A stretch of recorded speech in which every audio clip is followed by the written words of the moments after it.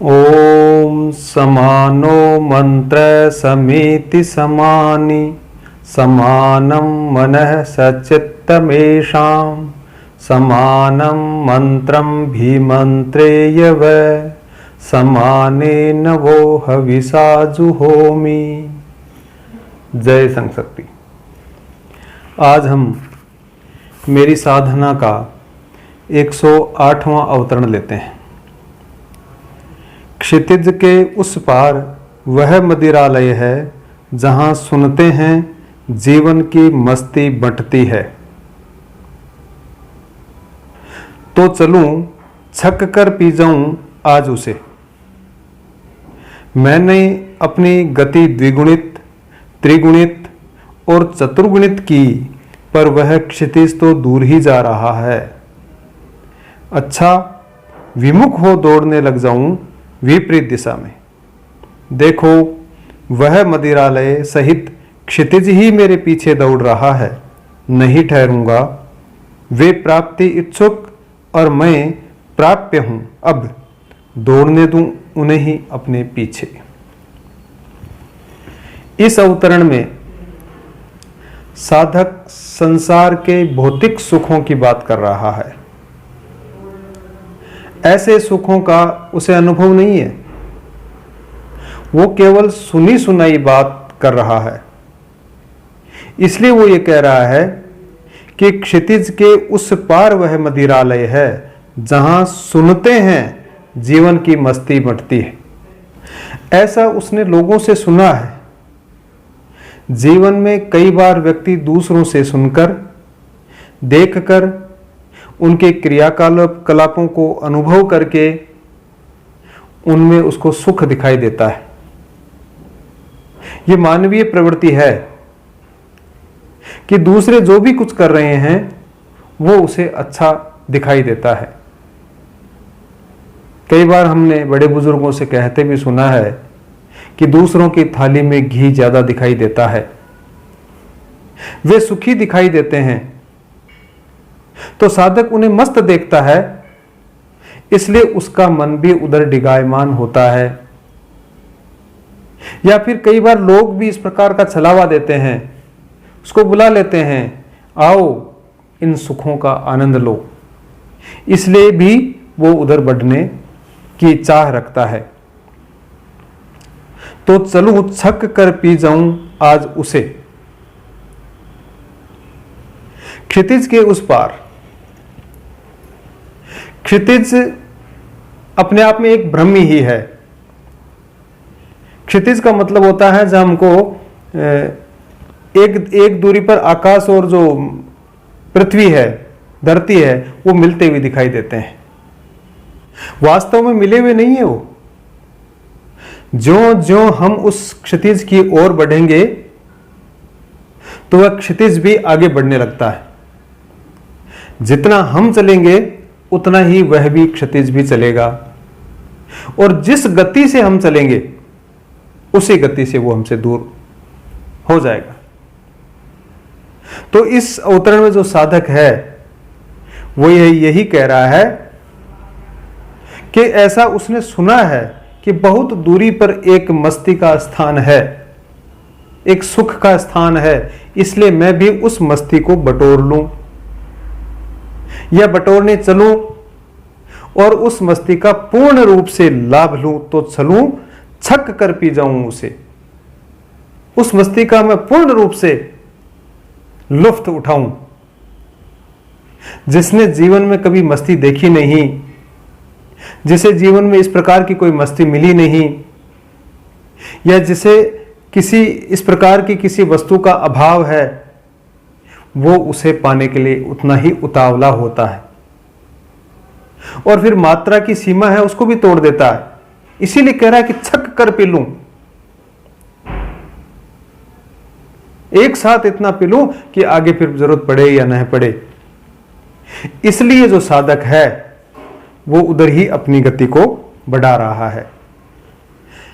मैंने अपनी गति द्विगुणित, त्रिगुणित और चतुर्गुणित की, पर वह क्षितिज तो दूर ही जा रहा है। हमने भी बात की कि उसे पाने के लिए वो उतावला है, वो गति को बढ़ा रहा है, लेकिन जो जो वह अपनी गति दुगनी करता है, तीन गुनी करता है या चौगुनी करता है, वह क्षितिज उसी गति से द्विगुणित, त्रिगुणित और चतुर्गुणित गति से उसे आगे जाने लगता है। यानी प्रारंभ में जितनी दूरी थी, इतनी भागदौड़ करने के बाद में भी वह दूरी उतनी ही बनी रहती है। हम सामान्य जीवन में भी देखें तो यही स्थिति है। व्यक्ति जितना सुखों के पीछे दौड़ता है और उसे भी यही लगता है कि सुख आगे ही बढ़ रहे हैं, यानी उसे वो सुख नहीं मिल रहे हैं, वो उन सुखों से संतुष्ट नहीं हो पाता है, या उसको जितना मिलता है, वो जितना पाता है वो कम ही लगता है।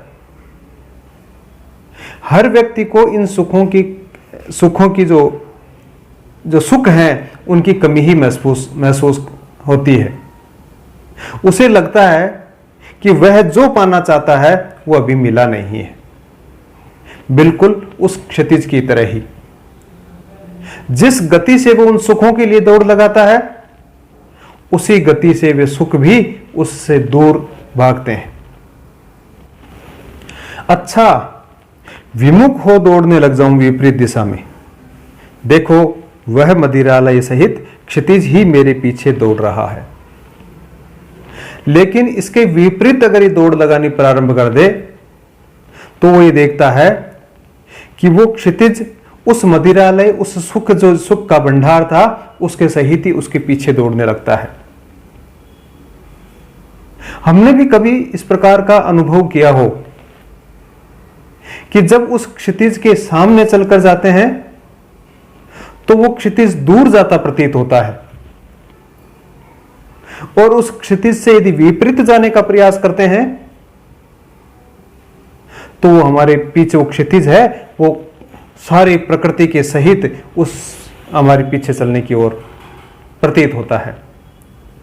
इसी प्रकार से इस साधक को भी यही अनुभव हुआ कि यदि जो सांसारिक सुख हैं या जो भौतिक सुख हैं, उन सुखों से यदि मैं मुख मोड़ता हूं तो ये सारे के सारे जो सुख हैं वो स्वतः ही मेरे चरणों में आ जाएंगे। हमने अनेक महापुरुषों के बारे में सुना है, अनेकों संतों के बारे में हमने सुना है कि इस प्रकार से उन सुखों को त्याग कर वे अपने कर्तव्य पालन में लग जाते हैं। तो ये जो इस प्रकार के भौतिक सुख हैं, ये जो सांसारिक सुख हैं जिनको वो तुच्छ मानते हैं, ऐसे सुखों का तो उनके वहां ढेर लग जाता है। उनके सम्मुख ये सुख हैं, उसके चरणों में आ जाते हैं, उनके चरणों में लौटते हैं। वो सुख जिन्हें पहले व्यक्ति चाहता था, अब वे ही सुख उसके पीछे दौड़ने का प्रयास कर रहे हैं, दौड़ लगा रहे हैं उसको पाने के लिए। नहीं ठहरूंगा वे प्राप्ति इच्छुक और मैं प्राप्य हूं, अब दौड़ने दूं उन्हें ही अपने पीछे। जब वो विपरीत दौड़ने लग जाता है और जब उसको पता चलता है कि वो सुख उसके पीछे दौड़ने का प्रयास कर रहे हैं, उसके चरणों में लौटने का प्रयास कर रहे हैं, तो फिर वो उसकी स्थिति आती है। उसका मतलब फिर वो सुख को आनंद लेने नहीं लग गया, उन सुखों को भोगने में नहीं लग गया। तब वो और बड़ा व्यक्ति बन जाता है। वो कहता है कि वे प्राप्ति के इच्छुक, जिनको आज तक मैं प्राप्त करने का इच्छुक था, आज वो प्राप्ति के इच्छुक हैं, और मैं प्राप्य हूं, मैं देने वाला हूं, मुझे वो प्राप्त करेंगे। तो इस अवतरण में साधक यही कहना चाहता है कि मुझे अब पता चल गया है कि भौतिक संसाधनों को पाने की जो लालसा रखूंगा तो ये कभी पूरी नहीं हो सकती। इसलिए मैं केवल मेरे कर्तव्य पालन की ही इच्छा रखूंगा, और ये मुझे अनुभव हो गया है कि इस प्रकार करने से यदि मैं अपने कर्तव्य पालन की तरफ दौड़ता हूं, जो उन सुखों और जो क्षितिज के पार उस सुख का आनंद है, उस सुख से मैं विपरीत भागता हूं, क्योंकि कर्तव्य पालन हमेशा सांसारिक सुख सुविधाओं से, भौतिक सुख सुविधाओं से विपरीत ही होता है, उसका मार्ग विपरीत होता है। तो इस प्रकार करने से वो सब मेरे पीछे दौड़ने लग जाएंगे। और इस प्रकार दौड़ते दौड़ते फिर भी मैं ठहरूंगा नहीं, चाहे वह मेरे पीछे दौड़ लगा रहे हो। जब साधक ऐसी स्थिति में पहुंच जाता है तो फिर उसकी ये इच्छा ही समाप्त हो जाती है। फिर इन सांसारिक सुखों से उसका कोई लेना देना नहीं है। इसलिए साधक ये कहता है कि एक समय ऐसा था कि वे प्राप्ति के इच्छुक थे और अब क्या समय आ गया है, मैं प्राप्य हूं, इसलिए दौड़ने दो उन्हें अपने पीछे। साधक का भाव यही है कि हमें हमारे अंदर से इस प्रकार का जो डर है उसको निकालना होगा पड़ेगा कि हम अपने कर्तव्य को छोड़कर जो सांसारिक सुखों की पाने की जो लालसा है कि वो हमको मिलेंगे नहीं यदि हम कर्तव्य पालन करेंगे, इस प्रकार का जो डर है वो हमको निकालना पड़ेगा। और यदि कर्तव्य पालन करते हुए उन सांसारिक सुखों के पाने की जो लालसा है उसको हम छोड़ देते हैं और फिर देखते हैं तो ये जो सारे के सारे सुख हैं ये अपने आप ही प्राप्त हो जाते हैं। ऐसे उदाहरण हम हमारे आसपास के जीवन में कई बार अनुभव करते हैं। सांघिक जीवन में भी यदि हम देखें तो इस प्रकार के लोग हमको अनेकों मिल जाएंगे जो इस प्रकार से उन सुखों को ठोकर लगा देते हैं, लेकिन सुख का भंडार उनके चारों ओर पहुंच जाता है उनको प्राप्त करने के लिए कि मुझे भोगो, लेकिन फिर भी वो भोगते नहीं है। अगला अवतरण लेते हैं, 109वां अवतरण। अज्ञानी हैं जो कहते हैं कि हमारा अमुक कर्म निष्फल हो गया, और वे पुरुष कितने भोले हैं जो अपनी इच्छा के अनुरूप ही फल प्राप्ति की सोचते हैं। पर इन सब से बढ़कर उन लोभी कृषकों पर हंसी आती है जो 1 मन बीज बोकर 1000 मन अनाज की उत्पत्ति की आशा लगाए रहते हैं। पर उन बालकों का क्या कहा जाए जो आम की गुठली बोते ही नहीं उससे पहले मीठे आम खाने के लिए अधीर हो उठते हैं। साधक इस अवतरण में 4 प्रकार के लोगों का वर्णन कर रहा है। पहला जो व्यक्ति है वो साधक बता रहा है कि ऐसे लोग अज्ञानी हैं जो कहते हैं कि हमारा अमुक कर्म निष्फल हो गया। ये अज्ञानी इसलिए हैं क्योंकि आज तक कोई भी कार्य कभी निष्फल नहीं गया। संसार के प्रत्येक कर्म का फल अवश्य मिलता है, क्योंकि हम जानते हैं कि हर क्रिया की प्रतिक्रिया होती है, वो अवश्यंभावी है। किसी भी तरह का कर्म करें उसका फल मिलेगा, अच्छा मिल सकता है, बुरा मिल सकता है, जैसा कर्म है वैसा मिल सकता है।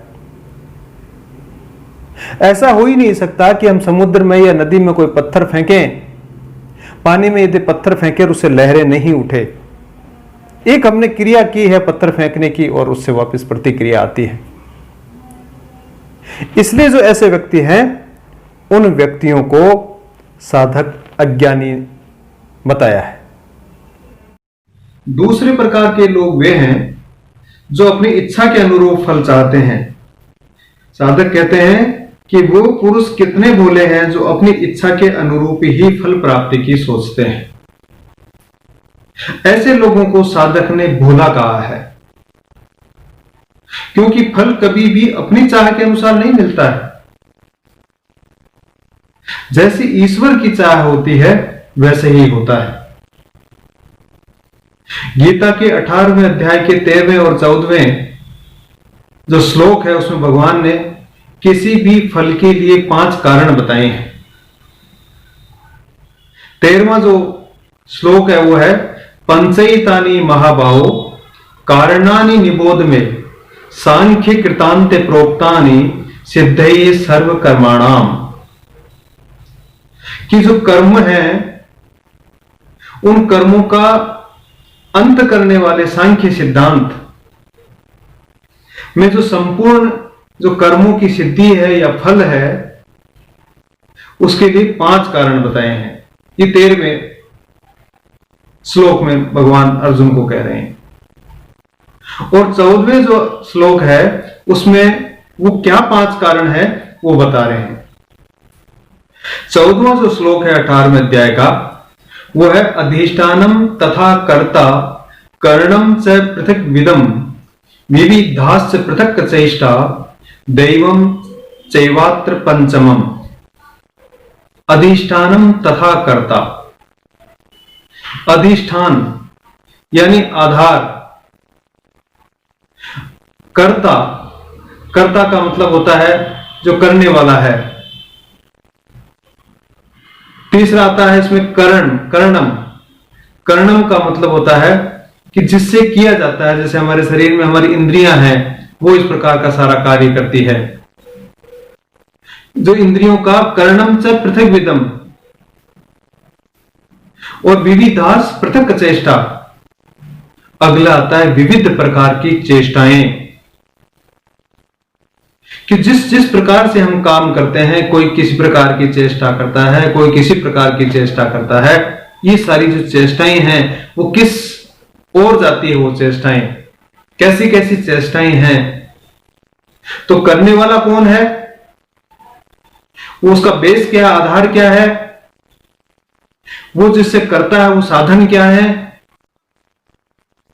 और किस किस प्रकार की जो क्रियाकलाप है वो करता है। ये सारे के सारे निर्भर करते हैं उस कर्म को करने पर, उसके फल के लिए। और फिर आता है दैवम चैवात्र पंचमम, 5वां है देव। हम 5वां ईश्वर का नाम ले सकते हैं, हम उस भाग्य को कह सकते हैं, हम हमारा जो प्रारब्ध है उसको हम कह सकते हैं। तो किसी भी कर्म को करने के पीछे ये 5 कारण हैं। तो इन 5 कारणों में से अगर एक भी प्रतिकूल हो जाता हो, करने वाला प्रतिकूल हो जाए, तो परिणाम अनुकूल नहीं आ सकता। जिस साधन से किया जाता है वो अगर प्रतिकूल हो जाए तो भी फल विपरीत आ सकता है। हमारी जो चेष्टाएं हैं वो अलग हो जाए तो फिर वो फल वैसा नहीं आएगा जैसा हम चाहते हैं।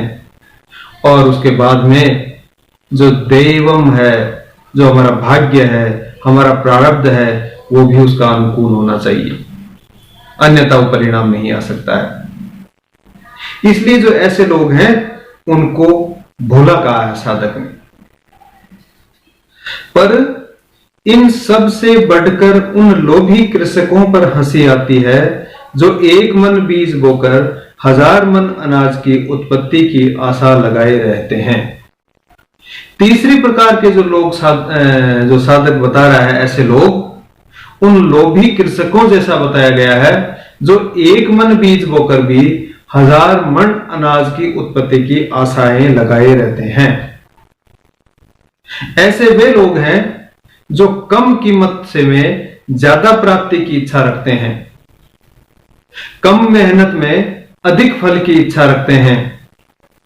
ऐसे जो आशाएं लगाने वाले हैं उनको जो अनुकूल फल नहीं मिलता है तो फिर वो निराश हो जाते हैं। ऐसे जो लोग हैं, ऐसे लोगों को साधक ने लोभी प्रवृत्ति का बताया है। पर उन बालकों का क्या कहा जाए जो आम की गुठली बोते ही नहीं, उससे पहले मीठे आम खाने के लिए अधीर हो उठते हैं। चौथे प्रकार के वे लोग हैं जो बालकों की तरह होते हैं, जिन्होंने अभी अभी आम की गुठली बोई है और उसे खोदकर देखने लगते हैं कि वो उगा या नहीं उगा। तो जो ऐसे अधीर लोग हैं वो 5वें श्रेणी के लोग हैं। ऐसे लोग थोड़ा सा कार्य किया नहीं और उसके परिणाम के लिए अधीर हो उठते हैं। तो इस 109वें अध्याय उद्धरण में साधक का भाव यही है कि जो मेरी साधना में ऐसे लोगों का सामना भी होता है। जो पहली श्रेणी के लोग हैं वे इस प्रकार की बातें करते हैं कि हमने कितना कार्य किया, इसका कोई आज तक परिणाम नहीं निकला। कई बार समाज में कार्य करने वाले लोग इस प्रकार की भी बातें करते हैं कि हमने हमारी पूरी जिंदगी निकाल दी, समाज को पूरी जीवन दे दिया, कार्य करते करते हम बूढ़े हो गए, लेकिन इसका कोई अर्थ ही नहीं निकला। कई लोग जो साधना में शामिल तो होते हैं लेकिन उसका परिणाम जो है वो अपनी इच्छानुसार पाना चाहते हैं। और कई लोग ऐसे होते हैं जो सुई का तो दान करते हैं और हाथी की अपेक्षा रखते हैं। साधक यही कहना चाहता है कि और एक श्रेणी ऐसी है कि बहुत से इतने अधीर हो जाते हैं लोग कि तुरंत फल चाहते हैं। और साधना प्रारंभ होने से पहले ही हमने इस अवतरण में भी बात की थी कि लोग चमत्कार देखने की बात करते हैं। तो साधना जो ही प्रारंभ की उसका कोई परिणाम देखना चाहते हैं, कोई इसी प्रकार का कोई चमत्कार देखना चाहते हैं। तो जो साधक है ऐसे लोगों को अज्ञानी, भोला, लालची और अधीर की संज्ञा देता है। ओम शौर्यं तेजो धृतिर्दाक्ष्यं योद्धे चाप्य पलायनम दानमीश्वर भावस्य क्षात्रं कर्म स्वभावजम्। ओम शांति शांति शांति। जय संसद।